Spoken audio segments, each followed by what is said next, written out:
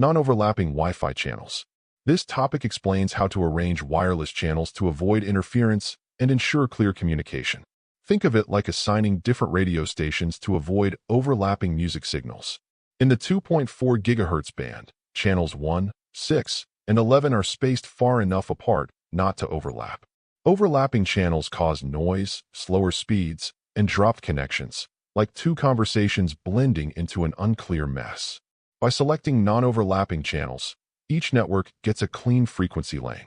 In the 5 GHz band, more channels are available, reducing interference further.